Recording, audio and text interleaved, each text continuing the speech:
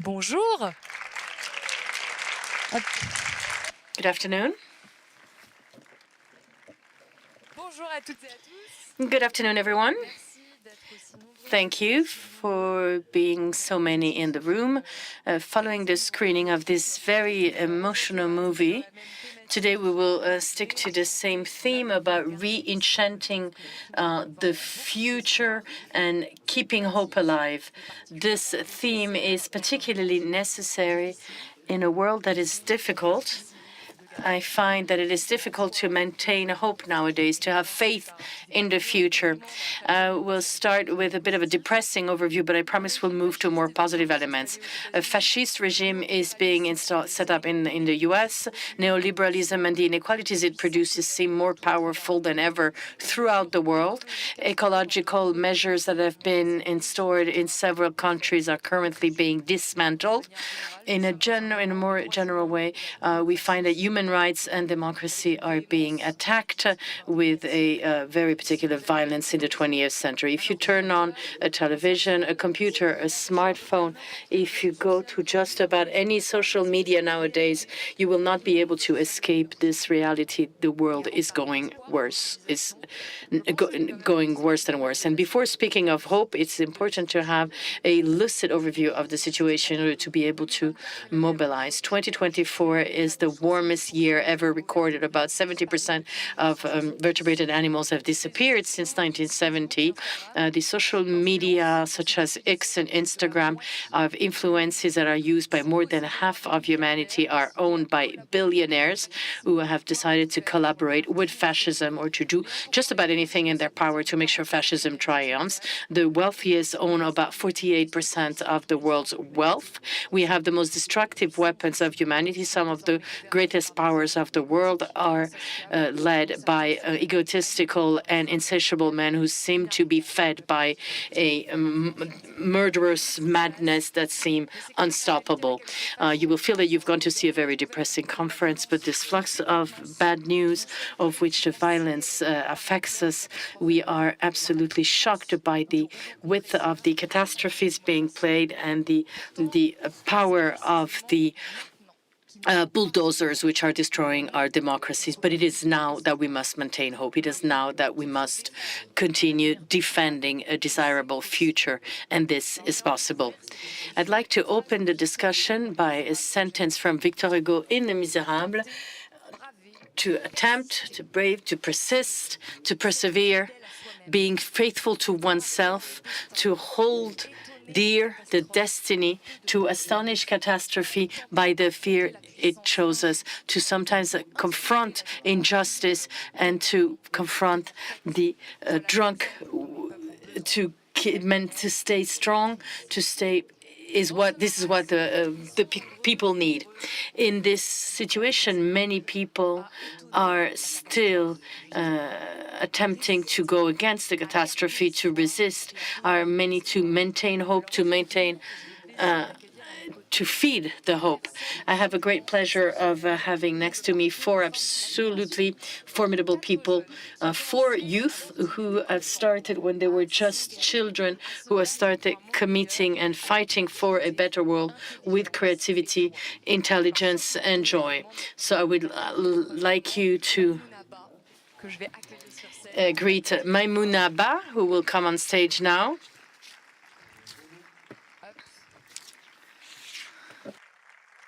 Maimouna Ba, bonjour. Je vous laisse vous asseoir. Maimouna Ba, good afternoon. You can sit right here. You are an activist for peace and for the right of women. You are from Burkina Faso. You have allowed, through your commitment, you've permitted for 400 forcefully displaced women to become independent, as well as 100 forcefully displaced children to go back to school. You will tell us in greater detail what you do. Together with you, I'd like to greet Marley Dias. I hope I didn't make a mistake with the pronunciation of their name. Good afternoon. Alors vous avez 20 ans. So you are 20 years old. You are a feminist and anti-racist activist from the United States. You've created 1,000 Black Girl Books, a campaign to collect donations and books of whom the main character is a Black girl. To your right, we will have José Adolfo Quisocala Condori. You are also 20 years old. Merci.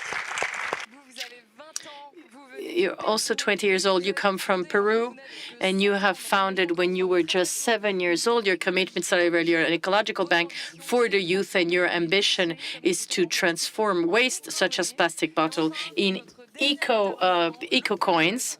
And the last speaker, the youngest, César Richier Le Moan, will also come on stage. César, you can stand up. You're 12 years old today. You also started when you were 7 years old, and you are a rapper. And you rap for climate. You are an active for climate and against the attacks on the environment in France. And your first piece has to do with mainstreaming the report of the IPCC. J'ai rien entendu, on la refait. Est-ce que... I didn't hear you. Come on, you guys in the place? Ah, ça fait plaisir. Quite happy to hear you. So this will be my first piece. It's called IPCC Rap, and it summarizes the IPCC report. This will not be interpreted.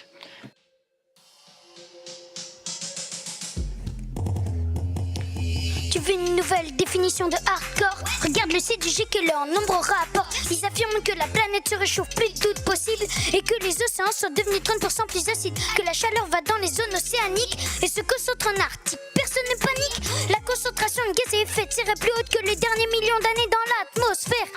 L'homme émet 40 gigatonnes de CO2. Faudra des siècles pour qu'il en disparaisse un peu. Je te livre de la science implacable, impartiale. Je ne te blâme pas si t'es dans le déni total. L'évolution a fait de nous des êtres court-termistes. Pas de sang, pas de couverture médiatique simple et triste. Laisse le rap des enfants te dépeindre le tableau. Grosse zone de turbulence, tu vas tomber de haut. Guerre, famine, maladie, inondation, ouragan, canicule, meurtre, migration, chaos, réfugiés, stress, sol sec, catastrophe, extinction, annonce le jet. Guerre, famine, maladie, inondation, ouragan, meurtre, migration, chaos, réfugiés, stress, sol sec, catastrophe, extinction, annonce le jet. Le film à gros budget peuvent pas rivaliser. Les rapports vont flipper quand ils sont publiés par le groupe d'experts sur l'évolution du climat. J'ai écrit pour évoluer scientifiquement. On va en 2022, 6e rapport publié. Laisse-moi te résumer, c'est le désordre assuré. Dérèglement total, formidable prédiction. Un film catastrophe en direct de ton salon. Copenhague dit de limiter à 2 degrés. Pour sauver les banquiers, c'est encore trop élevé. Pour les prochains siècles, même prochaine décennie, les détails restent à préciser. T'as compris, t'as le champ de désastre probable ou inéluctable. L'un est constant, rapide et incontrôlable. Consensus, on ne prend en compte que le minimum. Conclusion, on va vraiment atteindre les sommes avec guerre, famine, maladie, inondation, ouragan, canicule, meurtre, migration, chaos, réfugiés, stress, sol sec, catastrophe, extinction, annonce le GIEC. Guerre, famine, maladie, inondation, ouragan, canicule, meurtre, migration, chaos, réfugiés, stress, sol sec, catastrophe, extinction, annonce le GIEC. Alors oui, sois flippé, mais flippé méchamment. Mais aujourd'hui, personne ne laisse, c'est délirant. On pousse toi demain, on déconne sérieusement. Dans le déni, on change nos habitudes trop lentement. Ceux qui en ont conscience comprennent théoriquement. Pas viscéralement, on avance en tâtonnant. Un risque existentiel, pas qu'environnemental. Nos réponses individuelles, le début du bal. Seule une collaboration de toute l'humanité évitera à toutes les villes côtières de couler. Le monde a-t-il déjà parlé d'une voie unique? La géophysique à la merci des politiques. On communique comme si ça sentait encore bon. Le monde a besoin de croire qu'il lui reste des options. Mais nous n'avons pas d'options, faut se mettre à l'action. Ou un statu quo on admet pour de bons des. Famine, maladie, inondation, ouragan, canicule, meurtre, migration, chaos, réfugiés, stress, sol sec, catastrophe, extinction, annonce le GIEC. Guerre, famine, maladie, inondation, ouragan, canicule, meurtre, migration, chaos, réfugiés, stress, sol sec, catastrophe, extinction, annonce le GIEC.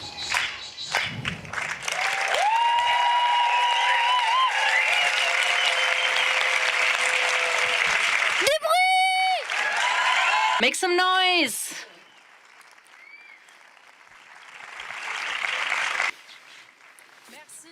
Thank you.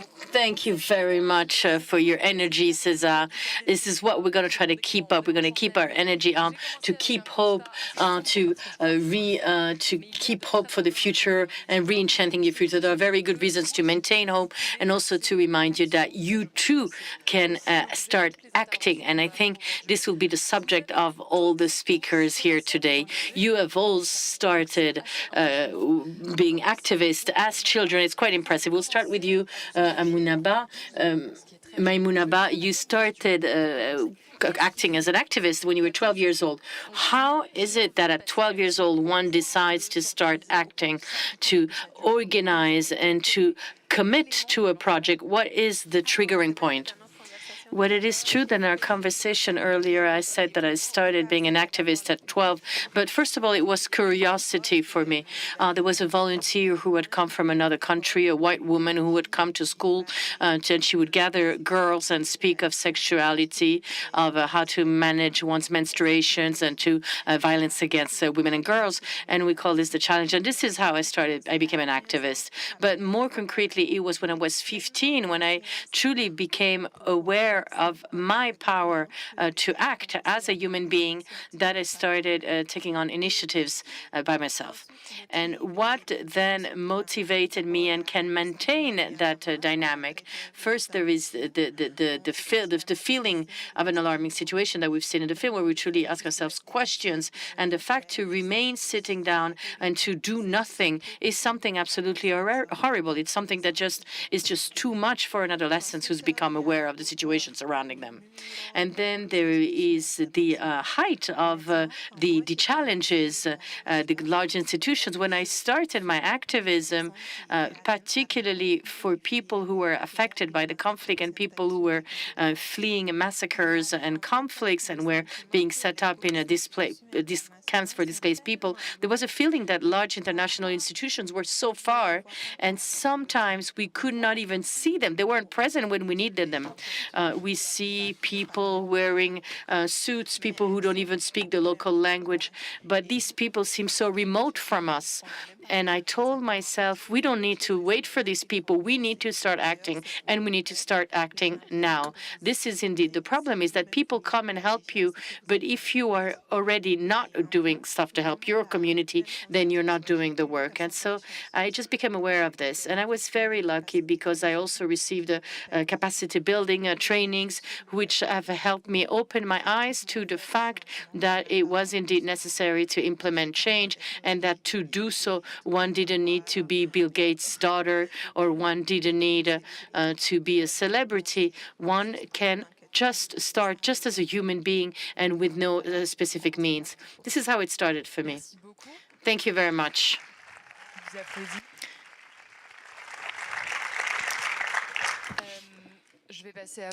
I will now speak with you, Marley Dias. So, Marley, you started when you were 10 years old, even younger. Same question. What led you, when you were this young, as a child, to become aware of the injustices around you and to start acting? I had to get that one before. I can't speak any more French.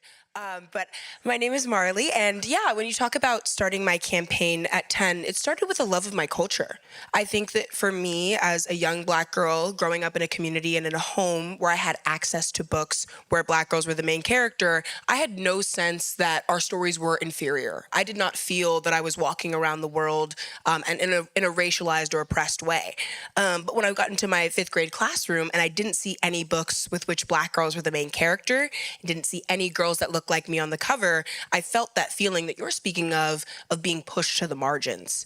That sense that your identity, that your lived experience is not worthy of being shared with others. So for me, I'd grown up as a confident, precocious, a little bit shy Black girl who grew up in a Jamaican and Cape Verdean family and had access to my stories. But then when I realized that in these public institutions, we weren't creating windows and mirrors, that sense of I can see myself and I can look out into the world, I became frustrated. And this idea of activism and of change making was just about, how do I insert myself back into the story? How do I make sure that the experience of being of seeing yourself as something that both Black girls have and that other kids who don't look like me can recognize and love my identity. Merci beaucoup. Thank you very much, Marley. So we'll now move to you, José Adolfo. So you started even younger, 7 years old, like César. What pushed you once again to start acting and to believe that you could indeed change things?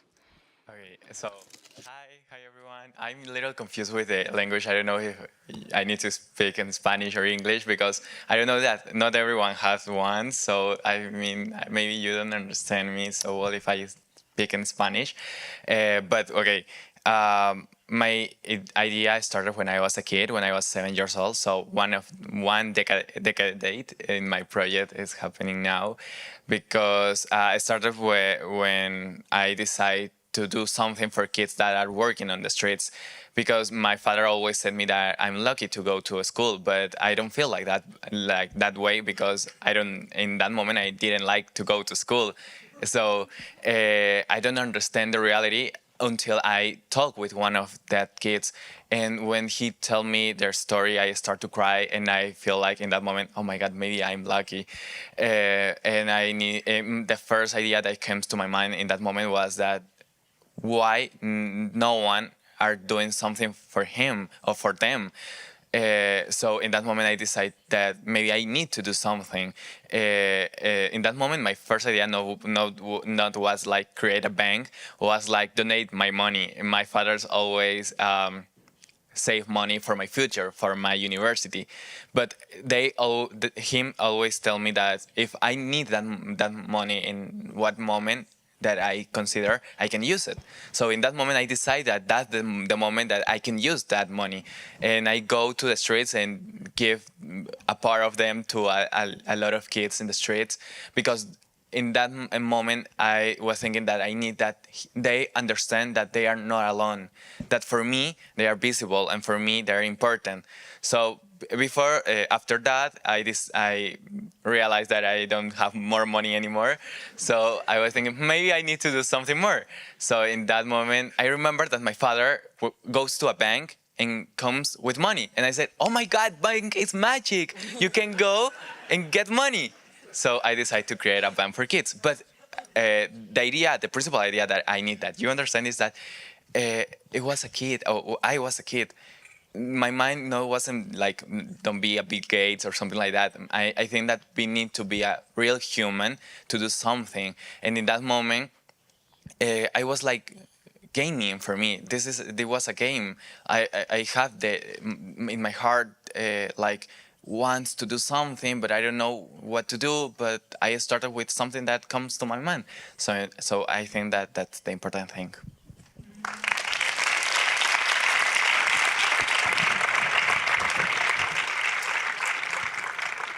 Ce que je trouve vraiment éloquent quand on vous écoute, What's very eloquent, I think, about you when I hear you is that curiosity was the really starting point. You saw a problem, and then you tried to look into it and try to find a solution.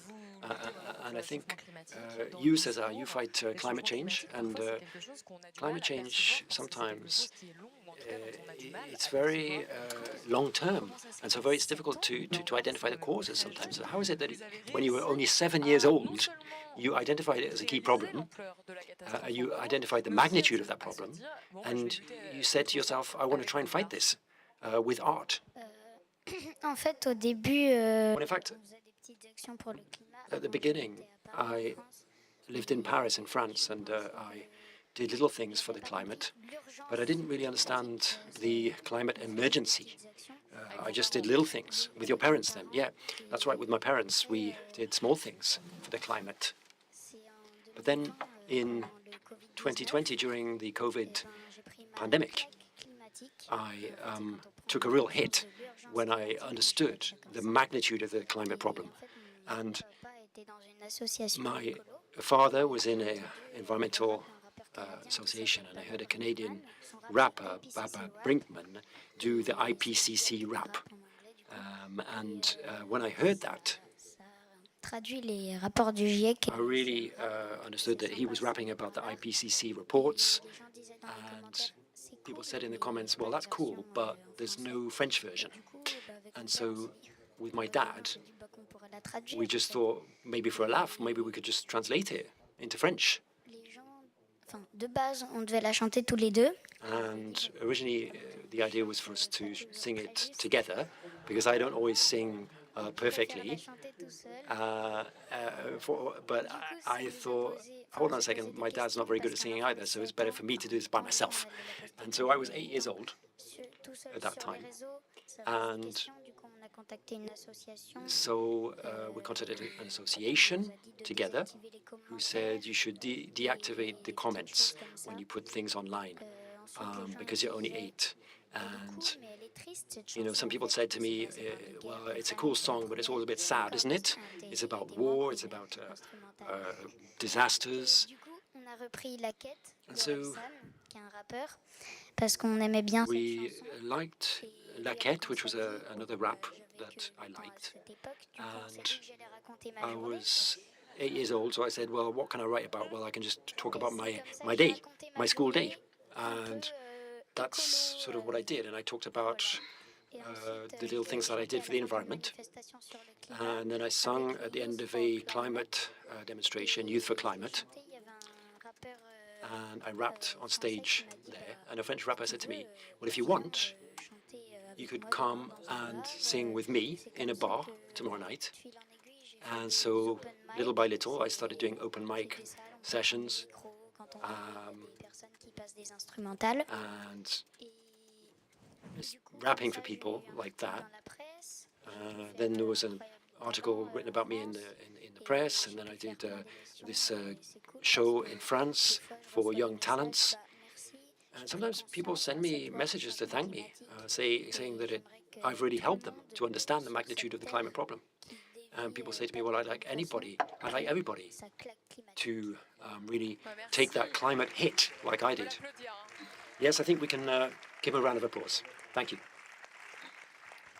Je pense que là, on a une bonne idée de ce que vous faites et de l'impact. Yeah, I think that gives us a good idea about what you do. And I think we're going to come back to your 3 stories now. And starting with you, Maimouna, you're an activist for the women's rights in Burkina Faso.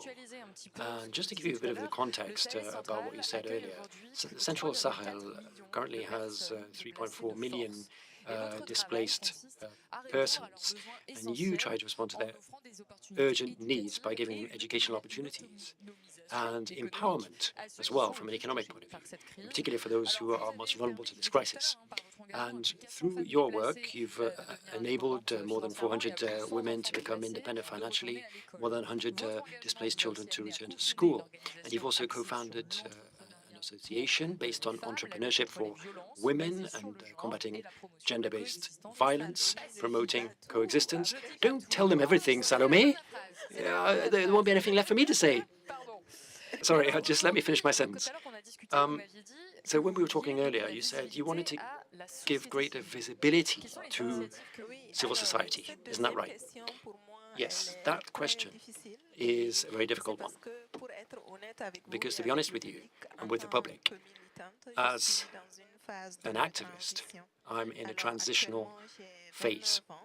I'm 29 years old, and so what that means is we created this association, Women for Dignity in the Sahel, when I was 24, and we were angry, we were determined, we put so much passion and energy into that project that it was a tremendous success for the community, and it's become a model from a structural point of view, but also because it's a functional organization managed and run by women that respects democratic values and it respects the principles that they have set themselves. And that's a real first, an achievement in our country. And I think people abroad have also noticed that as well. And I was a prize winner at the Young Activist Summit in 2023. I received the award from the UNHCR in 2024 for the African region. And what I would like to say is that Maimouna at the moment, I've been receiving all of these prizes and awards, and I'm recognized And as a result, I think this really sets the bar even higher. And I think I have this obligation now to go further. And I have the duty to raise the hopes of everybody. And I'm not 12 years old anymore. I'm not 24. I'm 29. And so I'm fully aware. Because I've been so active, I've put so much passion and energy into this. I'm so aware of all the great challenges for associations set up by young people. And having said that, the main challenge is one related to coordination. Young people's initiatives aren't coordinated enough. Very often everyone sort of works in a silo. Even though they're working with the same ideas and the same themes, they don't necessarily come together. And the Women for Dignity in the Sahel agency that I set up in 2023, after the Young Activist Summit, is an attempt to try to coordinate activities. And then there's also a challenge of survival, because civil society initiatives where I'm from are born from hope. There are many of them, but many of them don't last very long. They're not very long-lasting, and they don't really necessarily have an impact. So we need to support them to help them to survive, because they sometimes peter out very quickly. And in Burkina Faso, we don't have enough support for humanitarian needs as a result of the conflict in our country, so we need help for survival. So our foundation is also an attempt to try to help these institutions survive. And then the third element is mobilization. I think we need to mobilize more people. We need more engagement. I would have liked many more of us to be here today, but unfortunately many of my brothers and sisters are in a political context that doesn't allow them to get a visa to come to Switzerland. I'm lucky enough to be here today to talk to you, and I want all of you to engage. I want to mobilize everybody here at the festival, other partners as well, to support the cause of the Sahel. I really want to mobilize people, and my foundation is also there for that reason. And that also has, we also have educational programs. We have a program in 2023 that allowed 100 children to go back to school. But what's different about the Foundation's program is that they also have learned from the mistakes that I made when I was 24 years old.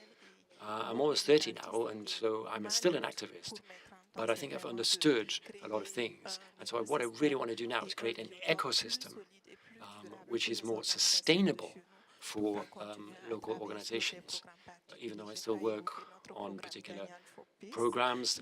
Daniel for Peace is also another program that we have, which is an attempt to launch businesses in cosmetics, beauty, agro-food, to support young women, unemployed young women, who may have been to school but who don't have work, and also to help internally displaced women as well. So there's so much to be done, but we do stop me if I'm speaking for too long. But I just wanted to say that I'm in this transitional phase now in my activism, and I'm now trying to set the bar higher and achieve more for my community in a more coordinated and thoughtful way. Thank you for that. J'aime bien le fait que vous ayez des âges différents et donc des I like the fact that you have different ages and different paths to activism. And we can see that your activism is being transformed through the years, but what remains is your will to act, this incredible energy. Marley Dias, or Dias, do I pronounce your name correctly? How is your name pronounced? Dias. Okay. Sorry, I'm terrible with names. So you've founded, as I said earlier, the hashtag 1000 Black Girl Books, and the idea was truly, as you've explained earlier, to have books for young Black girls by focusing on their representation. Representation is often lacking, both in education and in literature. What does this bring? What does this do? What does this change in the daily life of racialized girls and people? My apologies for the headphones, but when it comes to representation, I think representation is a norm for white folks all across the world. I think that has to be said front and center. That the power, the empowerment to recognize that, you know, if you look on billboards or you look at cosmetic ads or you look at educational materials or you read questions on a test, oftentimes we are seeing Sarah and Michael, and we are not seeing Marley and Donovan. And I think for a lot of folks, if that was taken away, if all of a sudden you woke up and only saw people who did not look like you in your educational materials and on your billboards and teaching you in your classes, you would feel different. You would feel inferior. You wouldn't feel seen. And particularly if those people are not interested or are not comfortable in creating that space and they see it as an attack, it really makes you feel that your identity is less than human, and it makes you feel that you are that the things that are great and unique about where you come from can somehow spread to other people like they're diseased, like they're harmed. And I think in the experience of Black women and girls, we do not see ourselves framed in popular media outside of narratives of likely enslavement, and it's particularly in the US, enslavement. So we think about Harriet Tubman, civil rights movement, Rosa Parks, and then today, oftentimes it is a very hypersexualized and commodified image of Black women that we see to sell products related to beauty, related to fashion, related to culture. So representation, we know, is a force that works in the world to help us understand ourselves, understand our stories, and get a sense of what the world around us. And I think for many people, we've decided that it works in such an automatic way that we cannot change what is visible, that we cannot highlight new stories. And I think particularly in this film, you really see the ways that even good-intentioned, focused activists who have a mission for good are neutral around issues of race and gender, even when oppressed people speak. So that moment in that group chat where Feely is describing that there's a genocide happening to her people, and is told by another organizer that it is not a genocide, is exactly why representation matters. Because even in these spaces and even in these rooms when we have conversations, it's really hard to stand your ground and to say that my humanity is being challenged. And when we have voices like Philly in the room, when we have people that call out the cultural histories, we're able to remember that history does exist in a circle, that we actually have to create interventions for change, that we once again have arrived at a fascist United States because we have not created and held the line to prevent fascist governments, that we have not changed the representation of our Congress, so that we only have older people representing us. We don't have Black women, we only had 2 Black women senators for the first time this year in the history of our nation. So representation, like I said earlier, is about providing those windows and those mirrors, giving you mirrors, meaning the opportunity to see yourself, and windows, meaning the opportunity to look out into the world around you. So I think for a group that exists in the global majority, that being people of color, it is clear that the fact that we don't see ourselves is a concerted effort to make us less human. And I stand on that as the principle of the work I do. It can start in schools, but it extends to films like this, where even if Feely's story isn't there, we see a completely different student movement. We don't recognize the harms that are occurring even within, social justice groups. And that's really what I'm passionate about, is humanizing the stories of each and every one of us and recognizing that there is space for every story.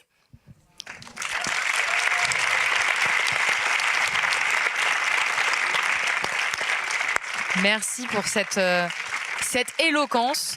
Alors, José Adolfo Quisocala. Thank you for taking the floor. Gonzalo, can you tell us about how this bank works, this bank that you've created, José Adolfo?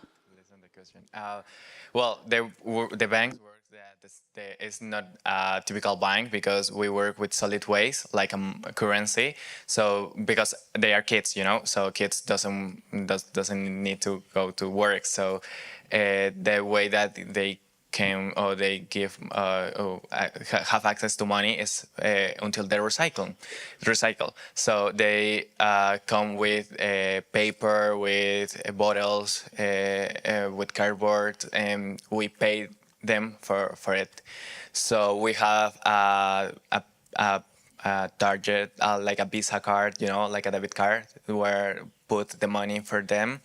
And we teach them environmental education. We teach them like financial education that is so important too, leadership and entrepreneur for them, because we try to give them opportunities to do more than just like recycle. You know, we have projects with another kids right now, or youth people, that we made now ATM, but eco TM, where kids going to put like bottles, and they will be like I don't know how to explain in English, but have a process, and the money, it will be in their account in that moment, in that second, like another ATM, but for the bottles. So this project comes to another young people in the project, and now we are trying to develop like 3D filaments from the bottles, from plastic bottles, and that can,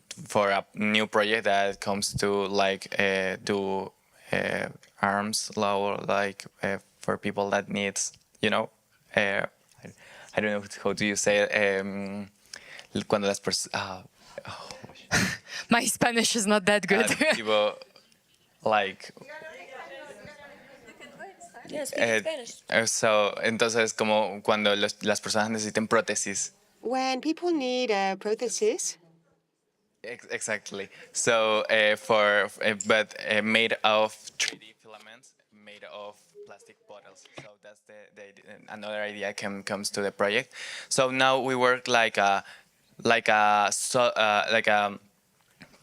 not just a bank. The idea is not be a bank like the other ones. Like the idea is come a new type of bank, but more solid, like for help people. Now we have this project, and we work with 10,000 of kids in Peru, and we recycle more than 800 tons for a year. Thank you, Marley. So. We work in one city, but now this year we will work in 3 more cities more in Peru. So the project is coming to start development more, and the principal thing is that help to kids, to youth, and the environment.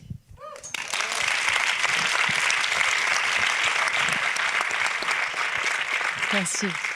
Merci beaucoup d'avoir fait l'effort de l'anglais aussi, parce que... Thank you very much for making an effort to speak in English, since not everyone has headset in the room. I have very little time left. If there are a few questions from the public, if you have questions for the people who are on stage. But before that, I would like you to tell us what allows each of you to maintain hope for what you fight for. César, I'd like to get back to you because for you, joy is important, and joy is also what gives you energy. And you said that for adults, it would be good to wake up the child within every adult, and that we have a lot to learn from children. Yes, well, certainly children do not have the same experiences as adults, but they have a lot more empathy. They're a lot more fascinated by nature. Children have a huge amount of energy. And so I ask to all the adults that they each wake up the child that is in them, and to fight, to struggle together rather than one against the other, and also to struggle by being positive, because it's cooler to be positive. And I mean, it's the goal of life, isn't it, Joy?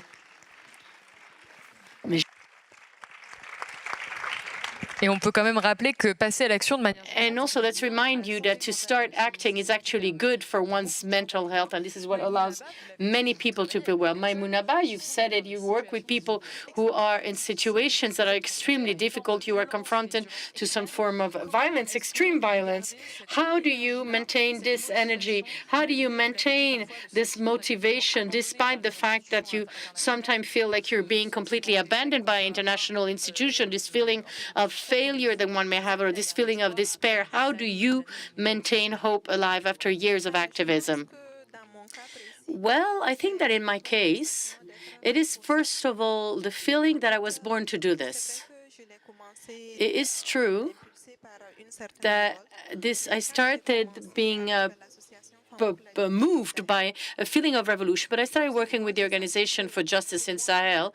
Very often, I felt that this struggle was prioritary over my own person. I understood how important struggle and mobilization was for me. For instance, when a child is in need, to be able to be a person who is coordinating and doing things to help them. It's something that gives meaning to my existence. That is the first element. And the second element is the support that I receive from others. Within in my activism, I have been greatly supported by institutions. I will name Marina, Nadej, Cloé, but these people fill me with love, with support, with assistance, and it helps me maintain hope alive. And this makes me think that these people, despite not being born with me, they bring me great support, and they are by my side. They are close to me, as close as other people who were born close to me. And this tells me that I must keep hope alive, and I must keep struggling. And also these platforms in which I have become a known voice, platforms to which I have access, and people from my neighborhood, women from my neighborhood or from my area do not have access, do not have a possibility to have their voices heard. And so I tell myself that I really have a responsibility. And sometimes if I am tired and I tell myself, well, Maimouna, not everyone has the opportunity of going to Switzerland and obtaining a visa. So I have to do it. This is one of the reasons I do it, how I maintain hope, the feeling of duty, the feeling that it is never too late, it is never lost, it is always possible to do something and to do more and to do something that do make a difference. Thank you for these extremely inspiring words. On va passer à vous. We'll now move to you, Marley. You are fighting against racism, against discriminations. Today, you are living in a country that is governed by Donald Trump, that is participating in an increase in discrimination, who actually encourages discrimination. How do you find a way to maintain hope, to have the strength to fight, to keep struggling in a moment where protection of minorities and discriminations are increasing? I will logically outlive Elon Musk and Donald Trump. It's the first thing I say. I wake up and I celebrate that. But in the serious way, I think that, when I say that, and I just started a new blog called Third Space, where I'm really trying to explore and think about and talk about my political perspectives, because I get very scared going on media and, outwardly denouncing figures like this. But we exist in a cycle. We are seeing a relic of apartheid South Africa and a relic of Confederacy in the United States come back and try to suggest that I have a leg up in society, or that I have somehow more privileges, or are getting ahead in any way. And this is simply not true. I think that the best way I maintain hope is by always seeking for truth, and recognizing and realizing every day that I stand on the shoulders of people who existed, made life meaningful, and stayed alive to keep me alive in much worse conditions. That for centuries, people who are my skin tone were human trafficked, and that particularly women were used as a mechanism to recreate slavery over and over again, that it is within my duty as a human being to love all of who I am, to be hopeful for that future, and to know that I exist in a time where I get to stand on a stage in Switzerland and speak about these things is that hope. So it is always about the support of the community. It means so much to me, but it's also this deep feeling within me that I, in my very existence, am the dream come true of many people who could not read, who could not write, who could not vote, who could not leave the properties with which they were considered property in, and that it is 100% my responsibility to every day seek out a new truth in which we can be viewed as powerful, as human, as deeply creative, and as members of a global community that is not raceless, but is actually full of each of our unique and beautiful experiences. Merci.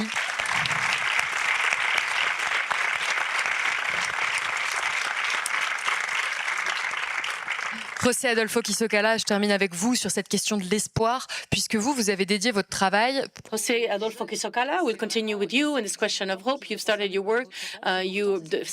People ages 7 to 18 deal with your bank, and it is this very generation that you're trying to mobilize. And this is the very generation that is being sacrificed and whose future is in danger.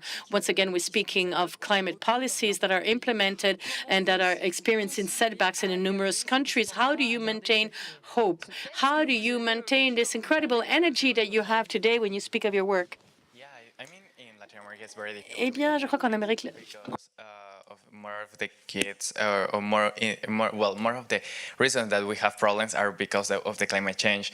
And it's ironic because we have more of nature, we have a lot of things in our countries, but at the same time we have more problems in our countries.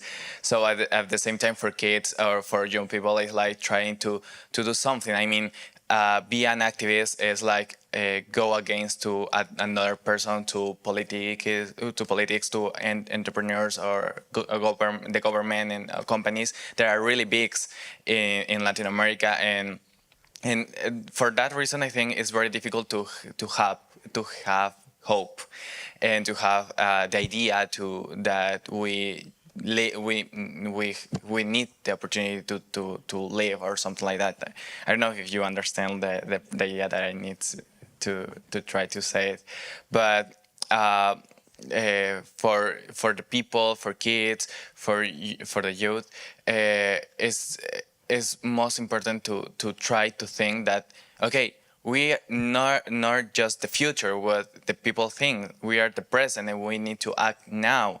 So for that reason, we do a lot of projects. We work with the kids to do like forestation programs or another things that try to help more the environment. You know, the idea is that we don't use more the solid waste like a currency, because it comes to be like a circle. You know, it's economic circle. Circular economy, but at the same time, is if not the idea. The idea is that don't make more waste, you know. So for that reason, we work with them, like to try to help to teach them, and actually kids teach to their fathers, to their families, to their friends, and it's make like a change, like for you know, like, yeah, exactly. So for that reason, I think for kids, it's difficult to still have hope, but at the same time, is a fight until to us. But we don't forget why we are doing the things that we are doing, and why it's important or works, and what is important to do like that. And so in Latin America, a lot of people, like indigenous people, dies for defense their environment, for defense their lands, you know. So that's a real problem. And if you say something loudly, you can the risk to disappear. So it's very difficult, but at the same time, we understand that if we don't do that, what is the person that can do something for it? Merci. Thank you very much. Moi, ce que je retiens quand même de Well, what I take from what you've just said is this urgent need to survive collectively and to take action. And I think you're all aware of a form of privilege that you have as well, because you have the possibility of acting, because you can get visas, for instance. You have a certain sense of responsibility towards people who are even more marginalized than yourselves. And we're in a European country now, so we are also fairly privileged. And I wanted to give the floor now to the public and see if you have any questions to ask the people on the stage. And I do mean questions, not speeches. But please, don't be shy. Our time frame has changed a little bit. I think we have some extra time for our discussion. Is that right? Yep, okay, so that's fine. We can have a bit more time. So please, don't be shy. Ask your questions about their work, about this difficulty of keeping up hope for the future. I've got lots of questions as well, if you don't have any. But please, do raise your hands. Of course, it's difficult to break the ice. Ouais, non, je vais pas vous forcer, hein. Une anecdote pour les Une anecdote. Maybe just an anecdote. I could tell you. You know that when this opportunity came up to be here, I thought it was really important for them to be at least a delegation from the Sahel to come here, but my colleagues didn't get a visa. So that's why I was talking about it, because we are so lucky to be here, because this is an opportunity to meet people and to talk to other people, and it's very rare to get that type of opportunity. So we're here to reply to your questions. Talking about hope, it gives me a lot of hope to see so many people here on a Saturday afternoon to talk about collective mobilization and how to change things and to try to overcome this sense of powerlessness. Thank you so much. You have a question. You're saving this debate. Thank you so much. Please go ahead. I have a question.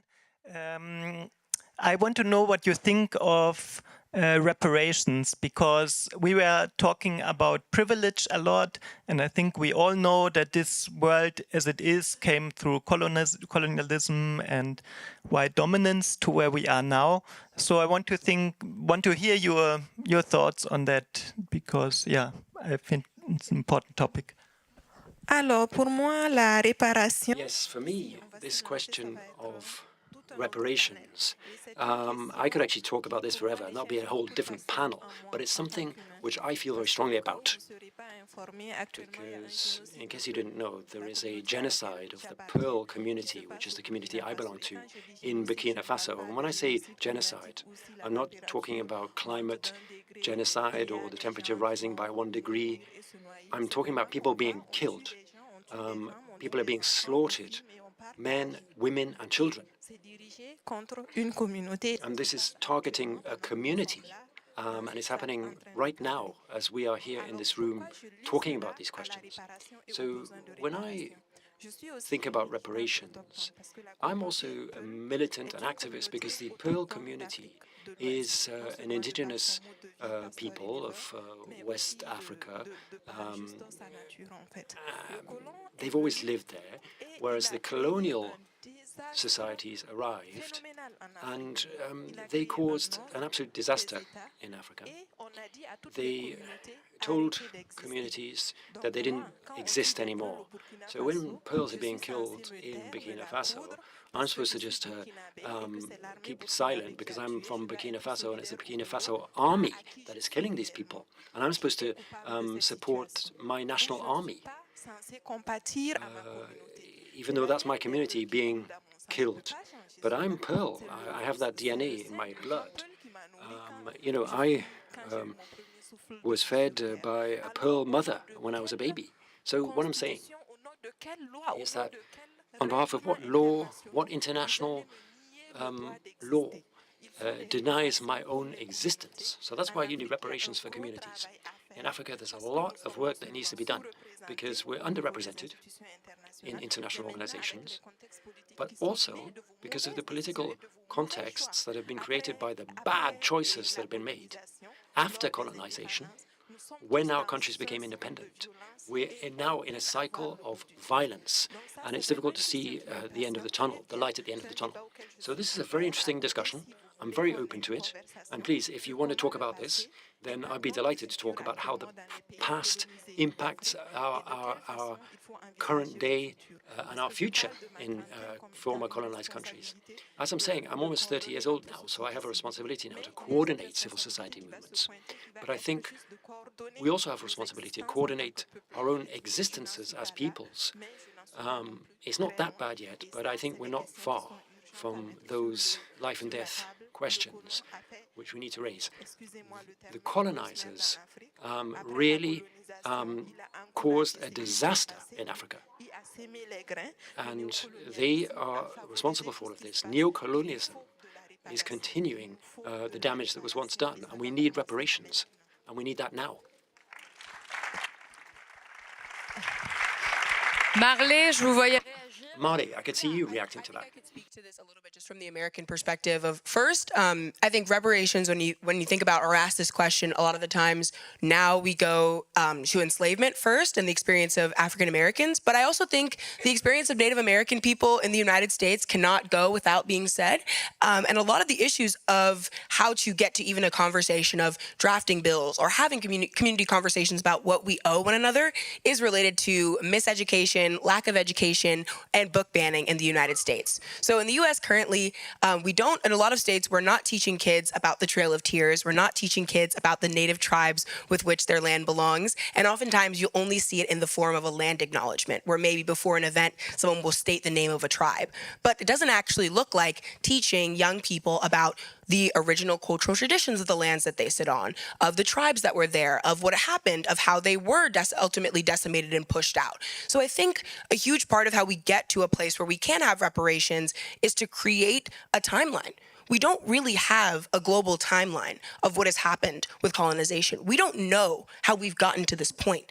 And I think then when we try to suggest for white Americans to take their tax-paying dollars or for governments to give their dollars to oppressed groups, it doesn't make a lot of sense to people because they don't know how we got there. And they don't want to be held responsible for the misactions and the hatred of their ancestors. And I think we have to reframe reparations not as something that is to take away one thing from one group and to replace it to another, but to reinvest in communities, to reinvest in their well-being, to say that they can better stimulate our economy. They will become more educated. They will have lower rates of suicide, of crime, of violence. That when we give people money, we give them opportunity. And there's always a win in that. So I think a part of it and how, especially now, I get asked this question a good amount. And I think going to a school like Harvard, we have a huge legacy of slavery where a lot of people, over 1,000 people were enslaved by faculty or kind of early administrators of the university and are now looking to figure out how to get there. But we keep this information very private. It's not really easy to figure out the links between how does slavery have to do with a college having a $52 billion endowment? But it has everything to do with that. When you're able to extract free labor to build a university, it eliminates any of that cost you would have to take back. So I think a huge part of it is how do we build out and teach people about new ways of being? Because oftentimes we suggest that new ways of being means a taking and a replacing and moving everything around. And I think a lot of the conversations around DEI in the US kind of follow these same lines. But we should think about how did we get here? And my job, I think, as an activist that works particularly with youth and young people, is to not always make them gun-ho on a cause, that you don't need to be like, I'm 100% for reparations, I need it, but to really figure out how to be the person that opens doors for others, that gets people curious, that, as Cesar was saying, unlocks that inner child. How can we make people curious about what has happened? How can we teach people history in a way that's joyful and also then build a place for us to say, hey, how can we fix things? How can we create solutions? I think a lot of people just don't know this kind of global history of colonialism, of neocolonialism. And I've been so lucky to get educated on it the past 3 years. But it's really important that we have conversations at younger ages and with younger people about new realities and about futures where we can be repaid. Merci pour cette énergie. Quelle incroyable. Thank you so much for that energy. Amazing energy. Now, before you leave, we have 2 more songs. Oh, sorry, there was another question. Please. Go ahead. I'll be delighted to hear your second question. And if you can have a mic. Il y a 2 chansons. Yeah, but I do have a couple of songs that I'd like to make as well. Please stay, please stay. Yes, thank you very much. I'll be very brief then. But I did want to come back to what has been said. What can white men, or Westerners generally, adopt as a position? What position should they have, even here in Switzerland as well? Because we know that we were complicit in many of the atrocities that have taken place in the world. What can we do now? What can we feel when we see all of this militantism, all of this activism around the world, and you're great representatives of that activism? Thank you very much indeed for that question. Could we have a very quick reply, please? It's very simple to me. Economic empowerment. We as activists do not get funded to do these projects. We don't get paid for most of our appearances. We aren't actually supported for the boots on the ground work we do. I've donated over 10,000 books with Black girls as the main character, and I would say that I've received under $20,000 over the course of 10 years in funding for this work outside of the Young Activist Summit. So the reason why the Young Activist Summit is so important is because it provides that funds, not just because of the media it provides.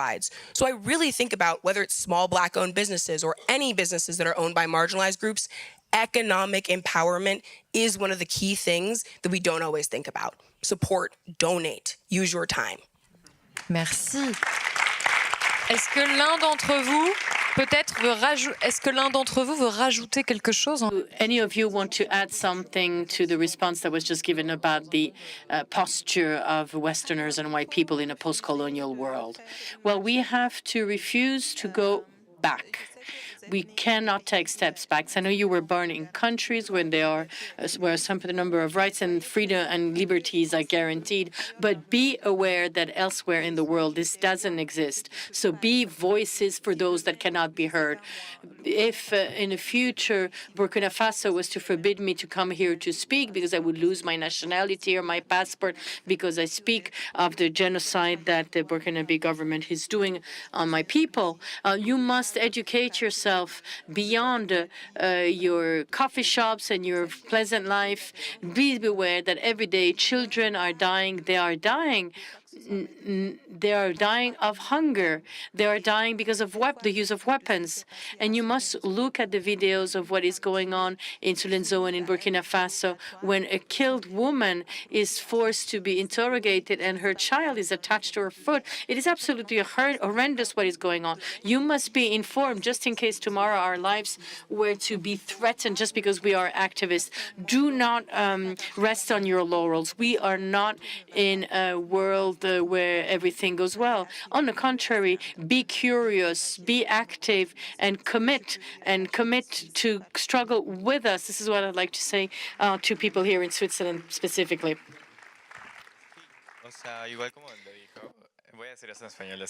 Now I will speak in Spanish, if I may.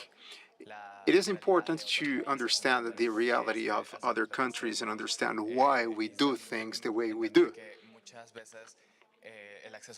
Oftentimes, access to information is an opportunity, and not everyone have access to information, access to education of quality. So if you do have access to education, to quality information, as said Marley, and if you have the opportunity to do something, why don't you do that?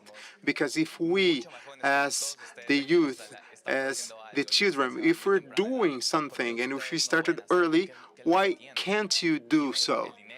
What prevents you from doing so? You have the money, you have the opportunity, you have the possibilities, you have the internet as an ally to make real change. So why to wait for the youth to do? You are also part of the change, and it's nice to be here to take photos, but what happens beyond that? After that, what will you do? What's your takeaway from this debate? So it's up to you to say, well, maybe I can do something. So what can you do? It's not about words, it's about action. It's not about just protesting, it's about taking action for something meaningful. Thank you very much. So we will now leave César for a few words of closing, who will come on stage and sing 2 songs about his climate rap. Please let us applaud, put our hands together for César. Let's give him strength. So the song I'm about to interpret is called Bitter. And I'm a bit an evolution. At the beginning, I said that it's a child coming back from the planet, and it's a rapper who's coming, and then we'll be in the future. And I make a transition towards ecology. This is what my song speaks of. Once again, songs will not be interpreted.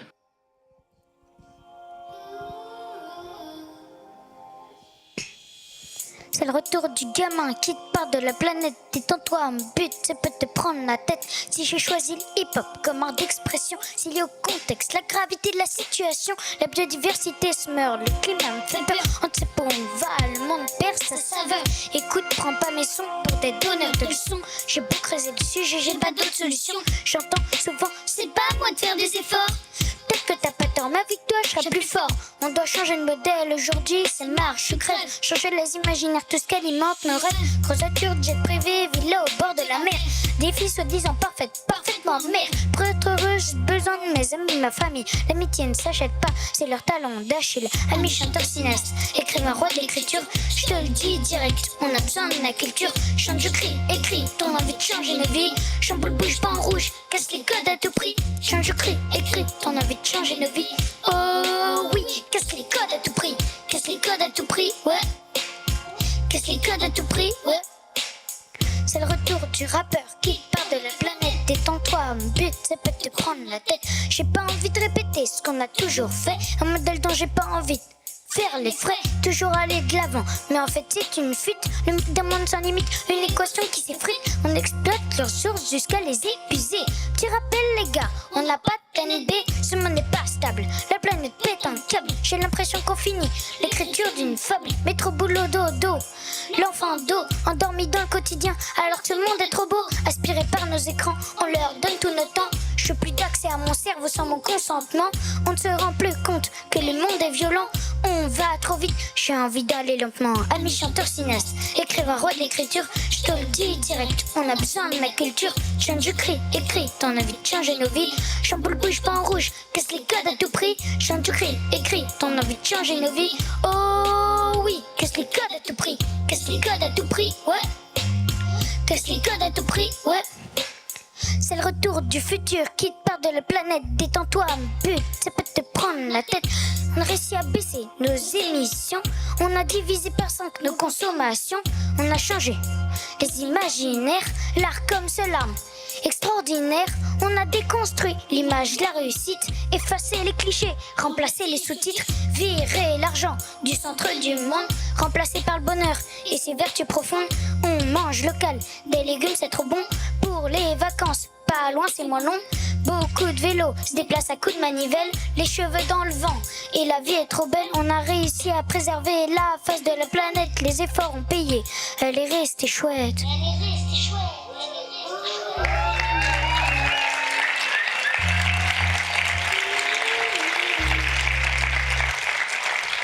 Amis chanteurs cinéastes, écrivain roi de l'écriture, je te le dis direct, on a besoin de la culture. Chante, je crie, écris, ton envie de changer nos vies. Chamboule, bouge pas en rouge, casse les codes à tout prix. Chante, je crie, écris, ton envie de changer nos vies. Oh oui, casse les codes à tout prix. Casse les codes à tout prix, ouais. Casse les codes à tout prix, ouais. Amis chanteurs cinéastes, on a besoin de la culture. Chante, je crie, écris, casse les codes à tout prix. Chante, je crie, écris, casse les codes à tout prix. Casse les codes à tout prix, ouais. Casse les codes à tout prix, ouais. Du bruit! Make some noise!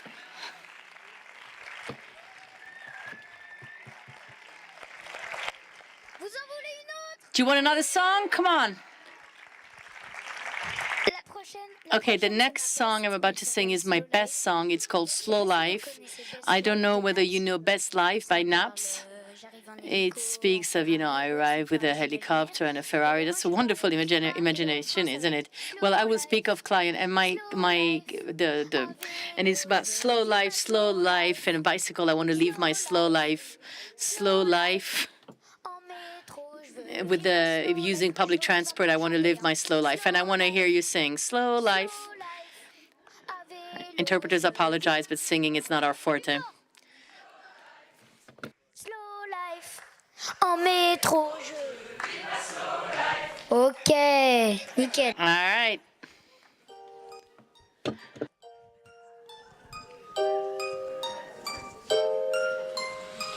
Slow life,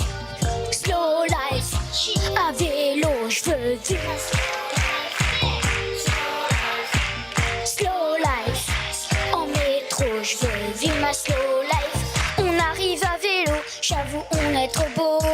Des fois je me mets derrière et je travaille mes flots. Toujours plus de héros, rien nous stoppe, on est mes héros. Moi je pédale jusqu'à Saint-Malo. Des fois il fait beau, je me mets derrière et je lis. Des fois il pleut, mais je m'arrête pas pour la pluie. Me regarder dans la glace, ça n'a pas de prix. Pédaler ça fait les cuisses, c'est trop joli. Les solutions pour le climat, tu vois c'est pas compliqué. Faut juste faire gaffe à ce qu'on fait pour pouvoir progresser. C'est que de 5% par an qu'il faut diminuer. On est tous ensemble, on est trop motivés. Laisse ma vie, ma...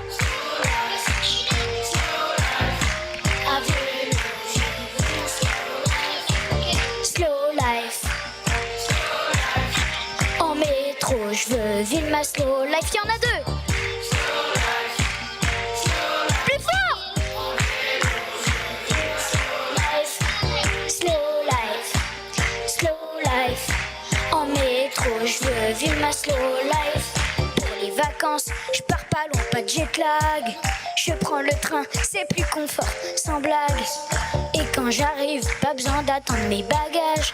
Sans partir loin, on a trop beaux paysages. Qui t'a dit que j'étais végé? Pas encore, mais c'est le projet. J'aime bien la viande, mais le bœuf fait que de ruminer. Pas trop de pression, c'est déjà bien diminué. Je mange des salades tout l'été, j'y à côté le maraîcher. Les solutions pour le climat, tu vois, c'est pas compliqué. Faut juste faire gaffe à ce qu'on fait pour pouvoir progresser. C'est que de 5% par an qu'il faut diminuer. On est tous ensemble, on est trop motivés. Laisse-moi vivre. Levez-vous à vélo, je veux vivre ma slow. En métro, je veux vivre ma slow life.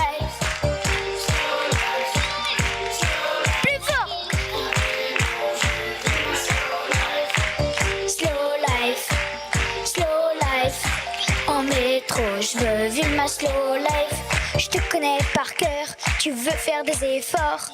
Et comme t'es trop fort, tu le fais avec le cœur. Je te connais par cœur, tu veux faire des efforts. Et comme t'es trop fort, tu le fais avec le cœur. Slow life, à vélo, je vis ma quoi? Slow life, en métro, je veux vivre ma slow life.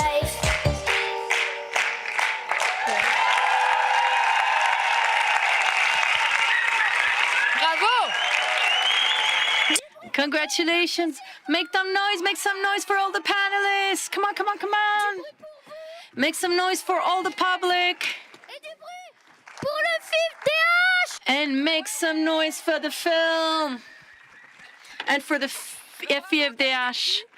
Great energy. Thank you so much. Thank you very much. This event is now coming to an end. Thank you very much for being here so numerous. Thank you for staying. We will stay on stage and make a quick photo, but you can already go have a drink or anywhere else and have a bit of a chat and eat something. Thank you very much. Thank you. Have a great end of the day. Bye-bye.